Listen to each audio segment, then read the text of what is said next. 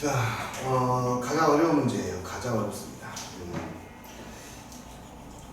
합답형 문제는 여러분 확실하게 얘를 반드시 풀 수 이걸 반드시 판단할 수 있다 이거 없어요. 없습니다. 단지 확실하게 있고 확실치 않은 게 있을 뿐이에요. 완전히 확실하게 없어. 완전히 확실하게 이걸 풀 수는 없어. 자, 봐봐. 확실한 것만 확실하게 따질 수 있으면 돼. 그게 뭐냐면 수렴하는 두 수열에 대하여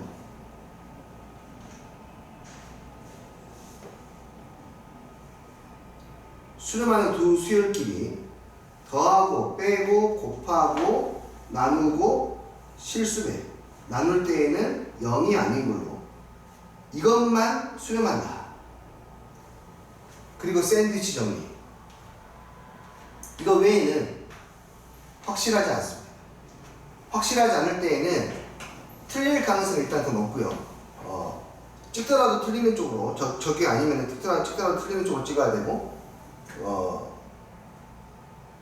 간호가 맞는 게 나올 때 그것이 왜 맞는지 정확하게 그 명제를 기억하고 맞지 않을 때에는 발레를 기억하는 게 중요합니다.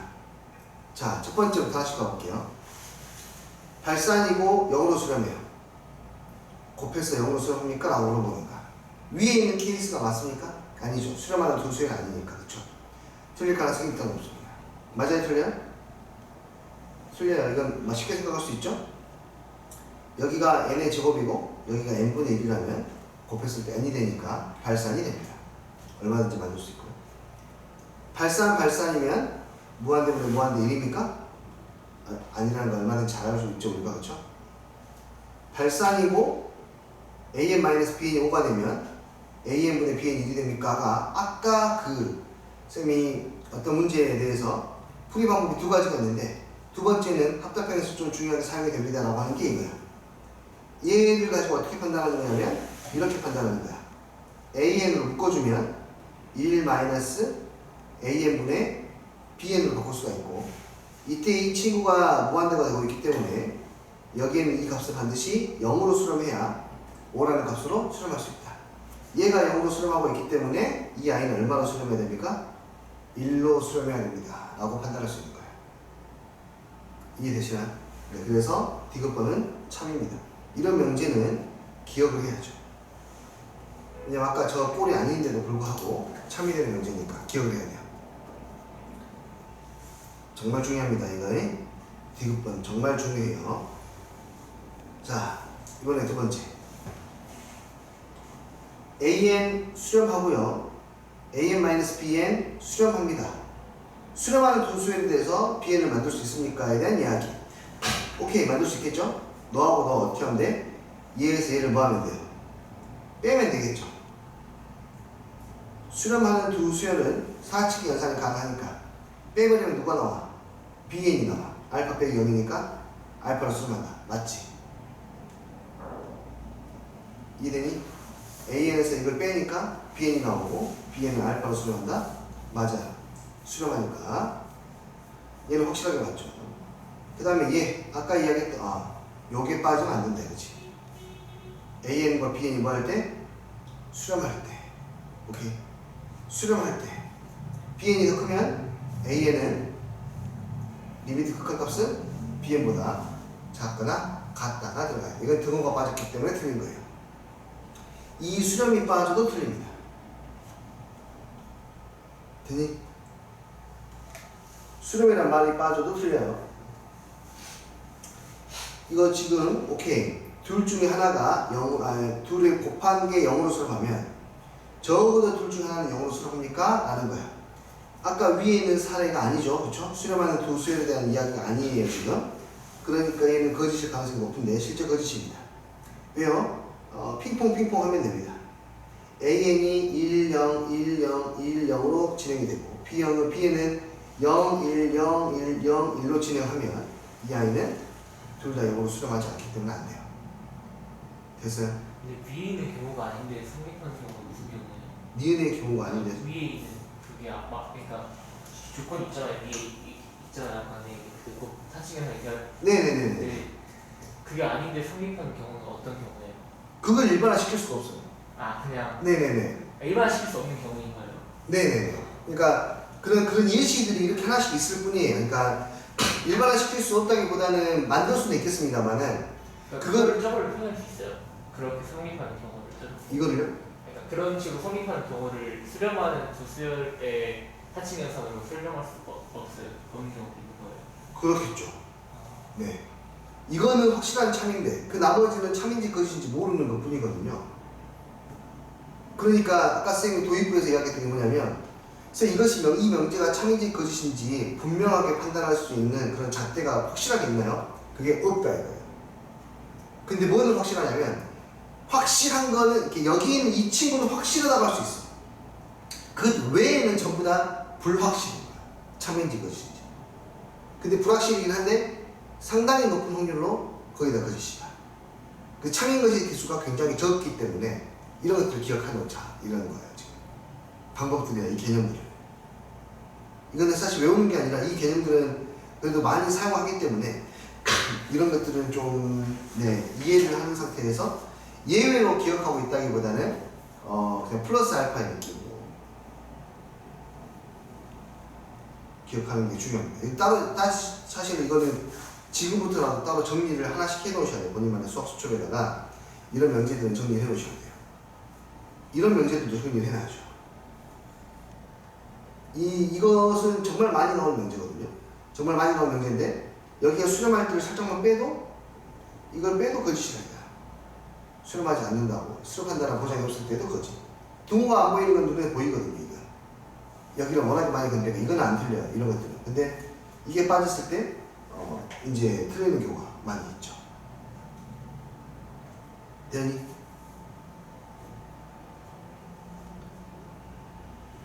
자, 그 다음에 여기도 보세요. 이 사례도 일단 계속 가볼게. 오케이, 얘는 참이네요. AN이 무한대로 발생하면 BN도 무한대로 발생합니다. BN이 더 크니까 얘 참이에요. 이것도 아까 위에는 사례가 아닌 거죠, 그렇죠? 위에는 사례가 아닙니다. 일반화 시킬 수가 없습니다. 얘는 비교 판정법이라 그래서 나보다 작은 수열이 무한대로 발생하면 나도 당연히 무한대로 발생할 수밖에 없다는 이제 비교 판정법이라는 게 있는데 그건 뭐 정식적인 우리가 배운 명칭은 아니니까. 이 참이라는 거 알겠니? 거기 주제에서 벗어나지만 얘는 참이에요. 얘도 당연히 체크하고 기억을 해놔야 됩니다. 수렴할 때 완벽하게 다 갖춰져 있네요. 수렴한다는 거 등호 갖춰져 있으니까 얘는 참이네요. AN과 BN이 0으로 수렴하면 AN과 BN이 같다. 이게 정말 대표적으로 우리가 많이 틀리는 명제입니다. 이거 참일까요? 거짓일까요? 거짓이. 거짓이. 언제, 뭐 때문에 그러냐면 발산 때문에 그래요. AN이 얼마로 수렴하고 N 플러스 N분의 1로 수렴하고 N 플러스 N분의 1이고 BN이 N이라고 했을 때 리미트 AN 이란 값을 나타낼 수 없습니다. A는 뭐하니까? 발산하니까. 저 등을 쓸 수가 없어요. 숫자가 아니니까. 수치가 아니니까. 오케이. 디귿번은 아주 주의해야 됩니다. 상당히 많이 나오지만 상당히 많이 틀리는 명제입니다. 이건 정말로 주의해야 돼요. 상당히 많이 나오지만 상당히 많이 틀리는 명제입니다. 아시겠어요?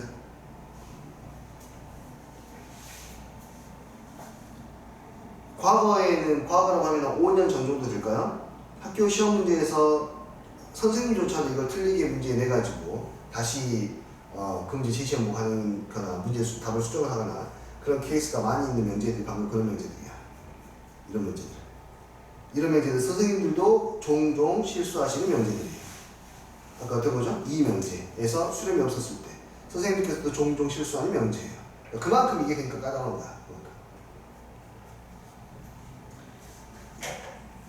자, 얘는 보지 않겠습니다. 아까 봤으니까. 얘도 아까 이야기했던 거예요. 그쵸? 이거 어떻게 나왔죠? 아까 기억하라는 문제 했던 거야. 그치? 제곱한 게 알파로 수렴하면 AN은 루트 알파로 수렴하거나 마이너스 루트 알파로 수렴합니까? 라는 건데 얘도 거짓이죠. 디귿번도 거짓. 이런 것도 자주 나오는 명제 중에 하나입니다. 예를 들어서 AN이 1, 마이너스 1, 마이너스 1, 마이너스 이렇게 나가는 수열이라면 제곱하면 전부 다 1로 수렴하지만 이 AN이라는 값 자체가 수렴하는 것은 아닙니다. 이해되니 이거? 아시겠어요? AN이 수렴하고 얘가 0으로 가면 자 이것도 수렴이죠 지금? 이거 수렴이야 둘 다 AN도 수렴이고 AN-BN도 수렴이야.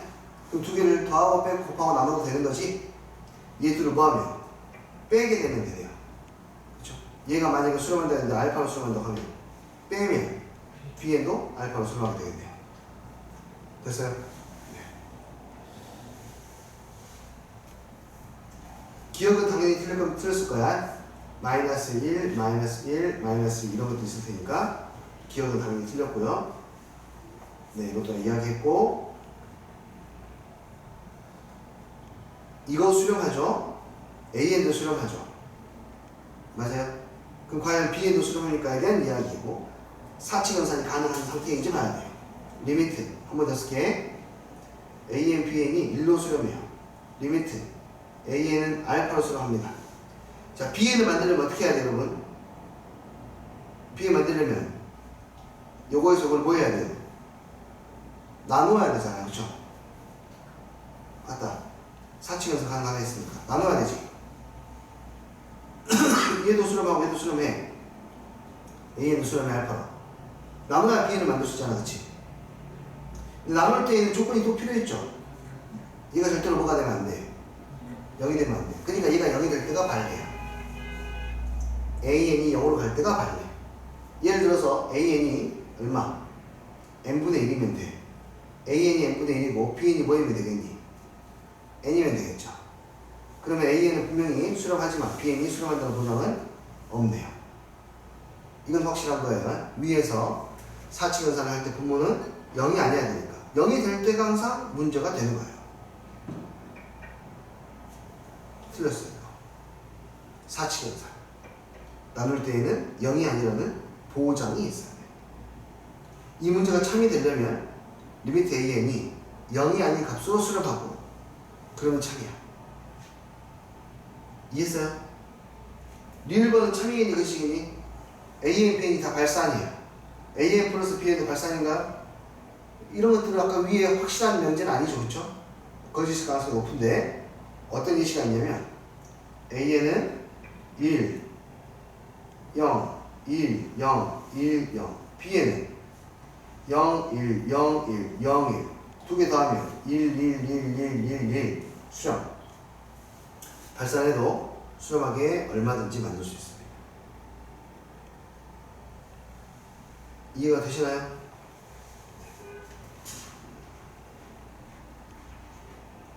니은번 봐볼래, 니은번. 여기 이 정도만 마지막으로 줘볼까? 기억은 알겠어. 니은 봐봐. AN이 알파로 수렴하고 BN이 베타로 수렴한대.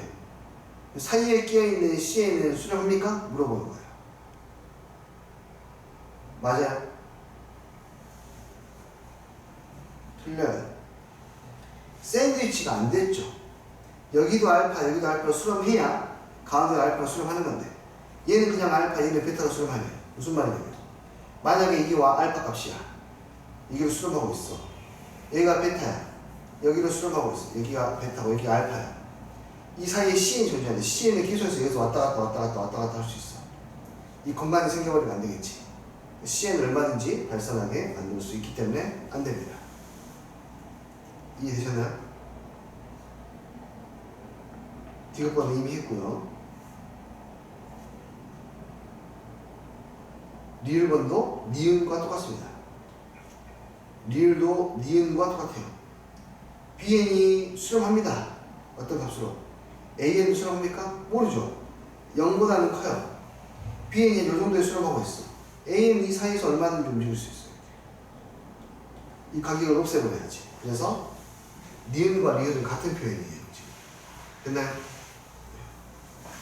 아시겠어요? 네. 알겠습니다. 자, 여기는 이제 활용 문제인데요. 여기 식으로만 잘 표현해서 정리를 하시면 되는 건데요. 문제 몇 개만 골라서 좀 풀어보도록 하죠. 이 뒤부터는 전부 다 이제 그런 내용들이네요.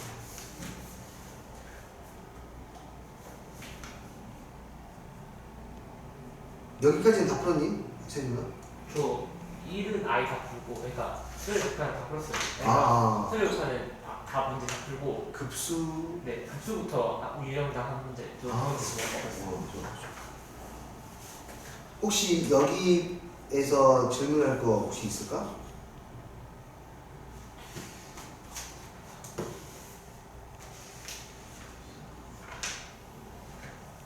여기 활용 문제 통틀어서.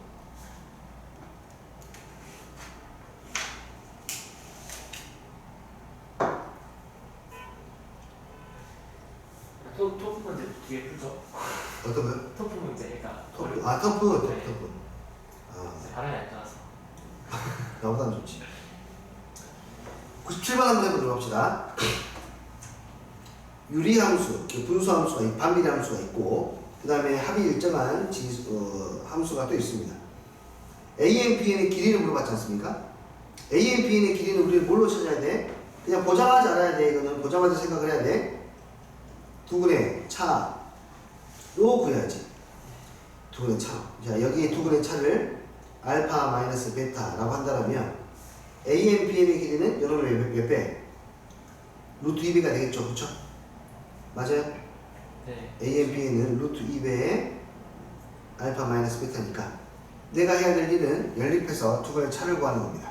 근과 계수와의 관계를 이용하면 되겠죠. 그러면 x분의 2n은 마이너스 n분의 x 플러스 3 양변에 nx를 곱하면 2n의 제곱 여기는 마이너스 x의 제곱 3nx 넘겨서 정리하면 n의 제곱 마이너스 3nx 플러스 2n의 제곱은 0 두분이 아예 구해져버리네요. 그쵸? 네. 아예 구해져버리는데 안 구해져도 할 수 있어야 돼. 왜냐면 내가 구하려고 하는 게 알파 마이너스 베타니까. 알파 마이너스 베타의 제곱은 알파 플러스 베타의 제곱 마이너스 4알파 베타. 항상 이렇게 풀게끔 나옵니다. 항상 인수분해 안 되게 나와요. 보통 9n의 제곱에다가 마이너스 얼마? 8n의 제곱. 그래서 얼마가 돼요? n제곱. 알파 마이너스 베타는 그냥 n이네요. 그러므로 이 아이는 루트 2n이네요. 그러면은 요 놈은 얼마가 되냐면 루트 2의 n 플러스 1 마이너스 루트 2n이 되어서 정답은 루트 2입니다 라고 해결하실 수가 있습니다.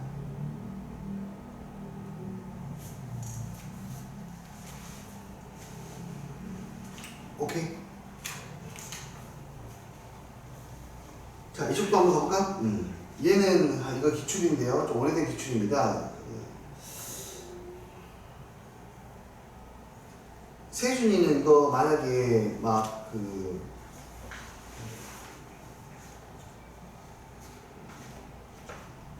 그림 잘 관찰해가지고 계산 없이 푸는 방법이 있다라면 그 방법을 잘 쓸 것 같습니까? 저는 훨씬 편하게 생각할 것 같긴 한데. 아, 그래? 그러면 선생님이 극한 문제는 97분의 3이 3번이라고요? 왜지? 근데 왜 뭘? 루트 2 더 곱하면 A, B 잠깐만, 기울기가 마이너스 1이 아니었군요.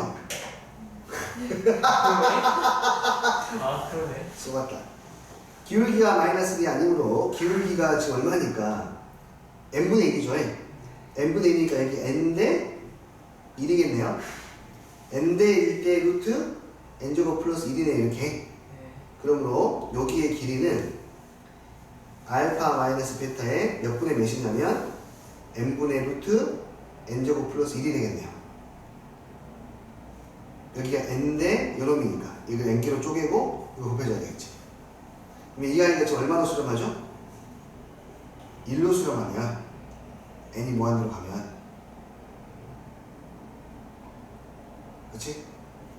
이 아이가 1로 수렴하니까 얘는 결국에는 알파 마이너스 베타로 수렴하게 되겠네요. 그래서 1이 되겠네요.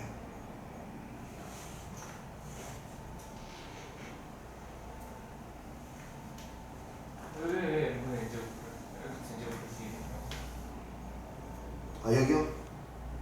아니 거긴 말고 이건? 네, 그 뭐고 한 거죠? 아, 이 변의 길이를,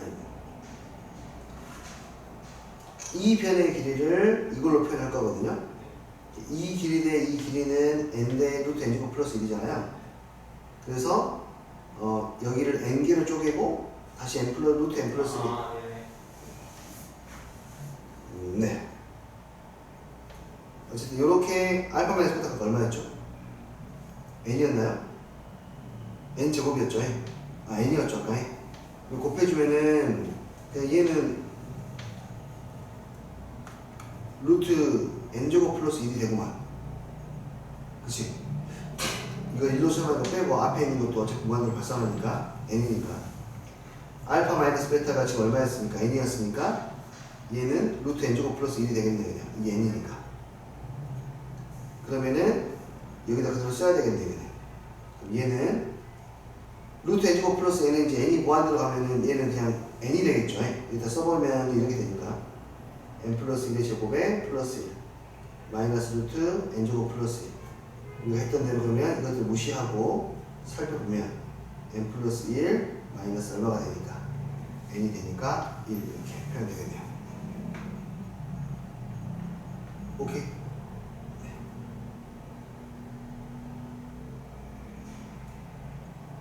이해되니?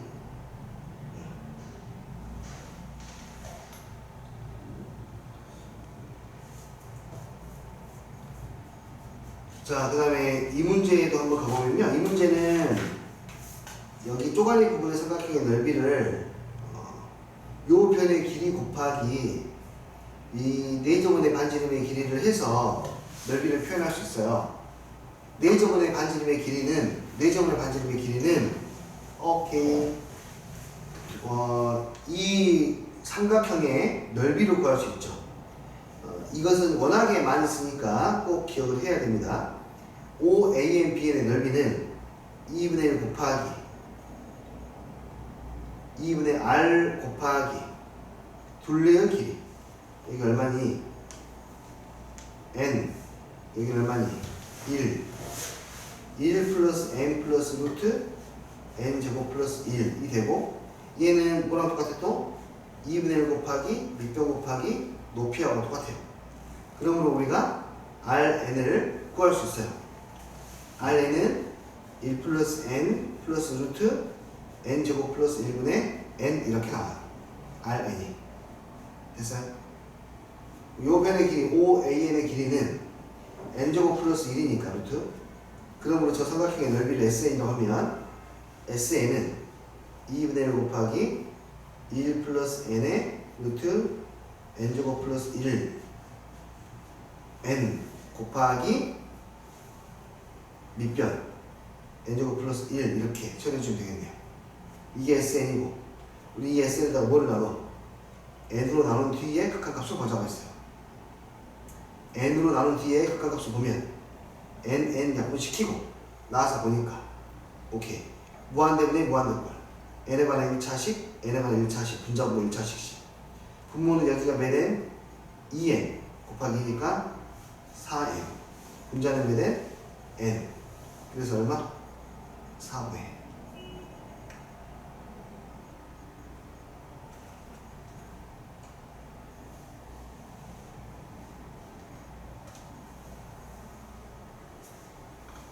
아까 그림으로 본 건 무슨 느낌이세요? 그건 시작은 안 했는데요. 극한이라고 하는 것은 특히나 무한대로 가는 상황들, 영으로 가는 상황도 마찬가지고 무한대로 가는 상황도 마찬가지인데,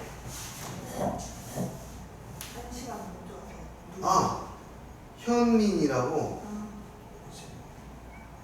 이야기해 줄게요. 오늘 깜빡 잊고 있는 거 아니야? 잠깐만, 기호. 이따가 내가 전화해볼게.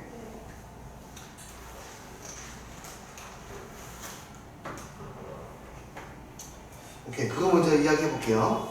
이거는 약간 상상력이 조금 필요합니다. 굉장히 그 과한 상상력은 아니니까 문제 푸는 데는 아마 이 정도 문제들은 고등학교 2학년 문제들, 3학년 문제도 마찬가지긴 한데 고등학교 2학년 문제라면 충분히 전형적인 문제들이 나오니까 어렵지 않게 나오니까 해결할 수 있을 거라 생각해. 봐봐요. 어떤 상상력이 필요하냐면 n이 진짜로 엄청나게 커졌다고 생각해봐. 정말로 엄청나게 커졌어. 그럼 그림이 어떻게 되냐면 쭉 나오고 밑에다 이렇게 잘 따라오게 쭉 나오고 여기에서 이렇게 아주 위에가 이 삼각형이 붙을 거야. 거의. 그러니까 거의 평행선 된다고 느껴지면 되거든요. 거의 평행선이 되는 상태에서 원을 그리면은 이 원에 첫 번째로 간단하게 상상할 수 있는 1단계 수준에서 상상하면 1단계 수준에서 이 원의 반지름이 뭐가 되어 가냐면 이 원의 지름이 점점 2분의 1이 되어가. 지름이 1이 되어가. 지름이 1이 되어가. 이게 뭘 말하냐면 0이 아니잖아요. 그렇죠? 이 목적지가 2분의 1, 이 목적지가 지름이 1이잖아요. 반지름의 목적지가 2분의 1이잖아요. 그게 반지름의 극한값이야. 이해돼요? 이게 반지름의 극한, 이걸 상상하면 돼. 저기 직접 그려보면 상상이 되거든요. 이 반지름의 길이가 결국엔 2분의 1이 돼. 오케이? 이해돼요? 그 다음에 여기 아까 밑변의 길이 여기 있죠. 여기. 요 길이는 결국에 뭐랑 똑같아지겠니? 아래에 있는 변의 길이랑 거의 같아져. 목적지가 점점 같아지고 있어. 잠시만요. 거의 같아지고 있어. 그러니까 이 값은 거의 뭐랑 똑같아져? n과 똑같아져. 이해돼요? 끝이에요. 그래서 2분의 1 곱하기 밑변 곱하기 높이. SN은 그래서 4분의 n입니다.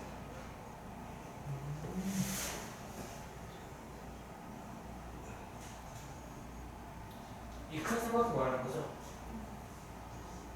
아니요. 지금 나는 작은 삼각형. 요거. 이것을 우리가 이 길이하고 이 길이를 구하려고 했거든요. 지금. 네. 그 반지름의 길이가 2분의 1로 되는 것을 확인했잖아요. 반지름의 길이가. 네네네. 여기 n이 되고 이렇게. 네. 네, 그렇게 생각하시면 그림을 그러니까 이 상태에서는 너무 작아요. n이 이건 그러니까 무한대 n에 비하면 너무 작아서 여기서는 이런 생각들 하기가 너무 힘들거든요. 근데 진짜로 얘를 크게 늘린다고 생각하면은 약간 그 느낌이 와요. 지름이랑 똑같아지겠네. 그러면 극한으로 봤을 때는 저 특징된 게 여기에 정확히 절반이라는 거예요? 오! 절반이 되어가요. 색칠되는 게 이렇게 잘 잘라볼게. 이게 왜 그러냐면 거기가 그게 내가 설명하고 싶었던 건데 그걸 네가 스스로 깨우쳐 더 좋지. 여기 지금 파란색이 그러니까 전체 넓이의 절반이냐고 물어보는 거잖아요. 지금 맞죠? 네. 왜냐하면요. 이 부분의 넓이는요. 점점 뭐가 되어가고 있냐면 이 4분의 1이 되어가거든요. 이 넓이는. 왜냐면 높이가 1이고 밑변이 1이 될 테니까. 근데 여기 넓이는 무한대예요. 왜냐면 밑변이 무한대로 가거든요. 그러니까 이 여기의 넓이는 나중에 가면 무시할 만큼 작아져서 이 둘의 넓이가 같아져요. 거기까지 상상력이 되면은 이건 좀 좋은 거예요.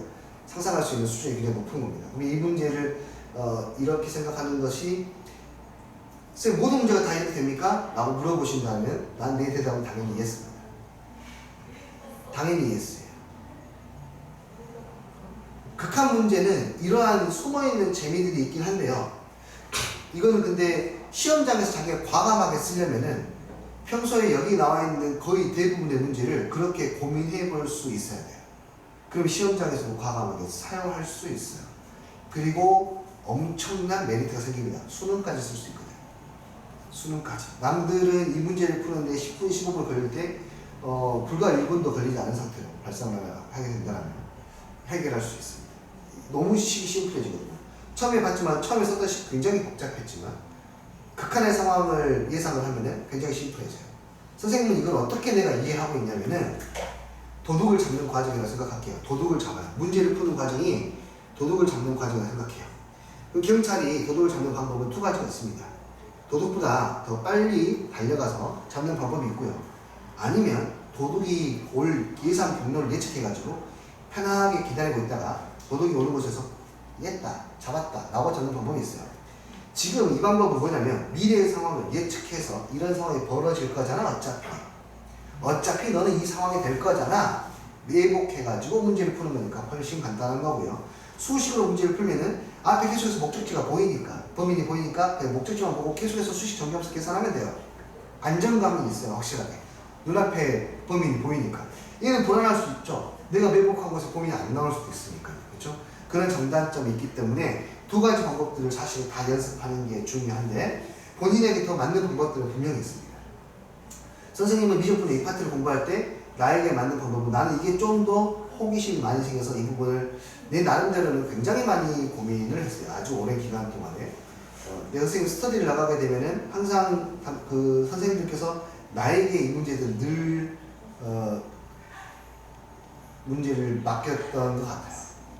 약간 선생님 시그니처 같은 느낌의 그런 극한이거든요. 그래서 근데 이것은 수업 시간 내가 함부로 이야기할 수 없는 거는 이것이 편한 친구가 있고 불편한 친구가 있기 때문에 모든 친구들에게 다 안정감 있게 하려면은 일단은 이렇게 하는 게 먼저고 얘는 호기심이 있으면 내가 얼마든지 알려드리도록 하는 거예요. 이해됐어요? 근데 지금 오늘 한 거는 일단 세준이가 시험 보니까요.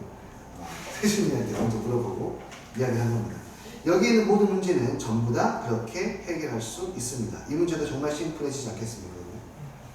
이것의 여기 높이는 그냥 이렇게 되면 이렇게 여기 전체 높이는 절반으로 갑니다. 전체 높이는 여기 2n이니까 높이가 2거든요. 반지름 길이 얼마? 1 되겠네. 1. 오늘 조심해야 잡혀. 그렇죠? 보이면은 할 수 있어요. 이해되시나요? 네. 실제로 여기에 있는 모든 문제들을 거의 대부분이 다 가능합니다. 일단은 오늘은 여기까지 보도록 할게요. 여기까지 보고요. 다음 시간에 내일 이어서 등비수 한번 볼 테니까 교재 챙겨서 오시고요. 한번 쉬었다가 볼게요. 수고했습니다.